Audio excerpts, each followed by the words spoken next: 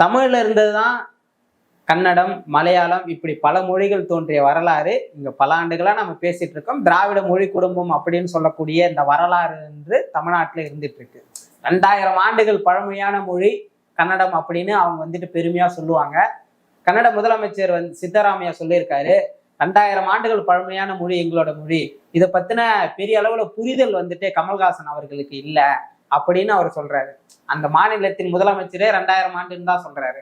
ஆனா தமிழர்கள் 3000 ஆண்டுகளுக்கு முன்பே இலக்கணத்தோடு எழுதப்பட்ட ஒரு மொழி தமிழ் மொழி அப்படின்னு நாம நம்ம பெருமையா நம்ம பேசிட்டு இருக்கோம். அப்படின்னா பாருங்க, இலக்கணம்னா என்னன்னா, இன்னைக்கு ஒரு பேப்பர்ல இலக்கண நடையோடு எழுதக்கூடிய மொழி தான் இலக்கண மொழின்னு சொல்லுவாங்க. அப்பனா ஒரு மொழி தோன்றி இருக்கணும், அது பேச ஆரம்பிச்சிருக்கணும், அதுக்கப்புறம் தான் அது எழுத்து நடையில வரணும், எழுத்து நடையில வந்ததுக்கு அப்புறம் தான் அது இலக்கண நடையில போகணும்.